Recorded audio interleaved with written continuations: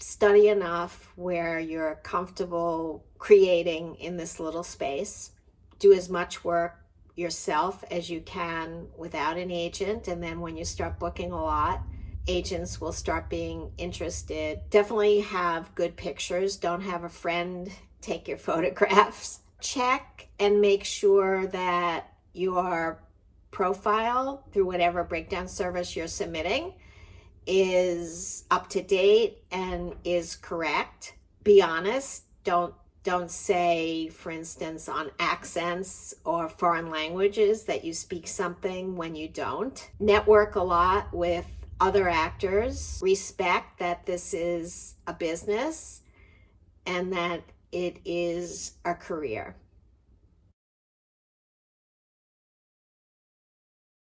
I remember once there were two guys sitting next to each other, and one of the actors came up to me and said, I'm dressed all wrong for this. And I said, what do you mean? Well, he's in a suit and I'm not. Like, should I leave? Like, I'm not even dressed right for this. And I said, well, no, actually the other one is not dressed right and you're dressed the way that we put out the breakdown. Actors should listen very carefully, and they should recognize when they're a little new and their nerves are getting in the way of their listening to direction. So an actor has to get to a point where they can really listen to direction and then go with it, and not start asking a lot of questions out of nerves or just to be needy. Every human being is unique. In fact, it drives me crazy when an agent says to an actor, I already have your type. I mean, every human being has little nuances that are unique. So the actor who, let's speak commercially on camera, who can, in that little bit of time and space, really open up and reveal what's going on in themselves. It's a very relaxed kind of audition. It's kind of like the exercise in acting, the gibberish exercise, where you have to show up as someone specific and kind of the words are secondary. So who the actor is saying what they're saying is actually more important than the words. The words are written and the words are taken care of already by the creatives. So at this point, when you're auditioning, they're looking for the right personality to fill the role. So to be able to say commercial copy that is not very natural and make it very natural, and being very natural is something like little nuances of who you are and the way that you say it is really most important, and that makes a really good audition. You have to honestly look at your materials that you have posted on the breakdowns, that you respond to on your profile, because you should look like the actor should look like their pictures at the time. Otherwise, they are just wasting everyone's time. If an actor doesn't behave properly on set, and we'll get into what properly is, we do get a call, and there's a lot of money on the line. Once they're on the set, not only do they have to hit their mark and take direction, really listen and take all kinds of direction, but there's a certain behavior on the set. No taking pictures with your cell phone. If you really want to, you can ask, of course. Being on time, you should be really, really early. when you're going to a set. You should have a lot of patience. Be present even when you're on breaks. Don't wander far away. Be really friendly to everyone on the set and be just genuinely curious about other people. If the actor knows that they really do look like their picture's up to date and they're called in, go with it. They should not start doubting themselves. The perfect scenario is for the agent to receive the contract the day before.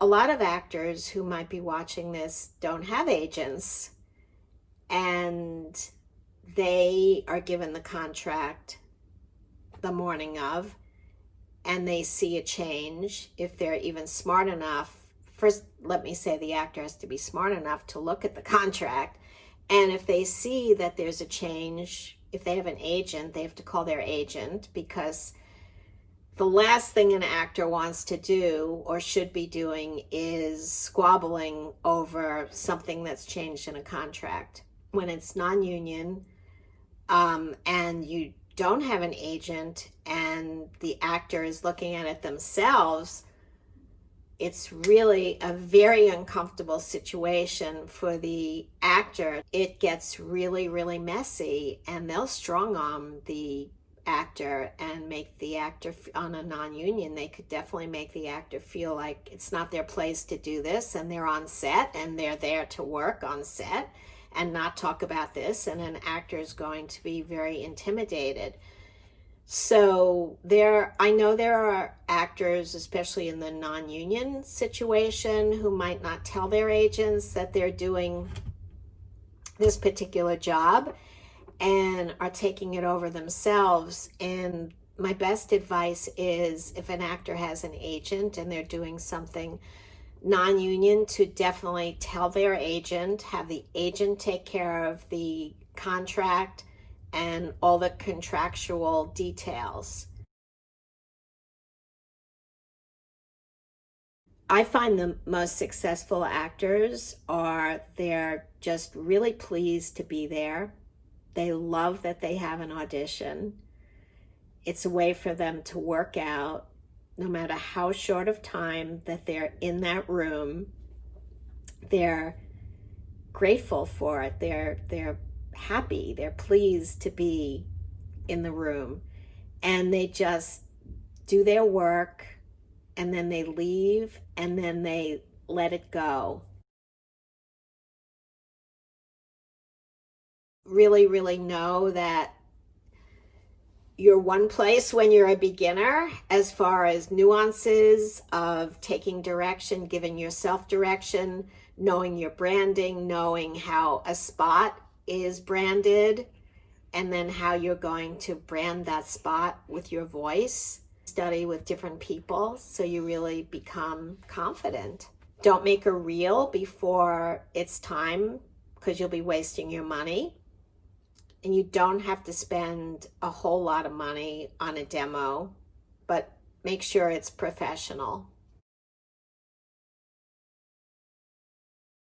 The jobs I've been working on for a particular client, the actors have a choice whether to go into the studio or not. The ones with really high quality equipment, who are used to doing it home all the time and want to stay as safe as possible, even though the studios are totally COVID safe the way they have them set up, they don't go into the studio, where other people do go into the studio.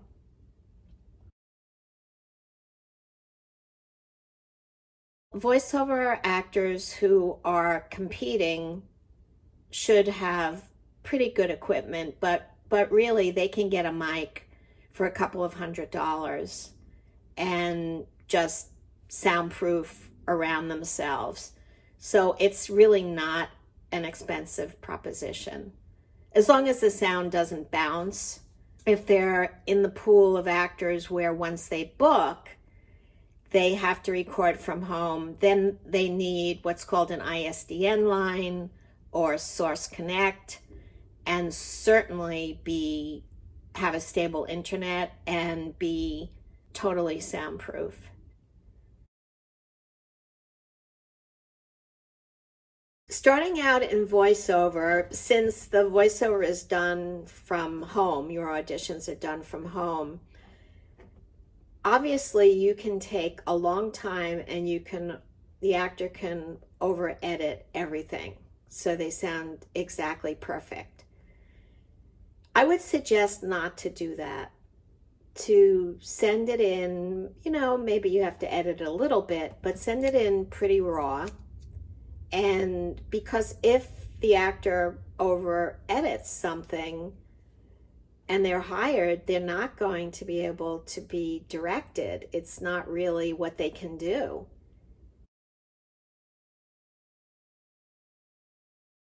I had one job, I remember it was real people, and they had to own and drive a certain truck. And the truck had to be a certain size and a certain weight. And I sent people out all the way. They were covering all the way, because I found the most people who owned these trucks were out in the desert, really by Death Valley.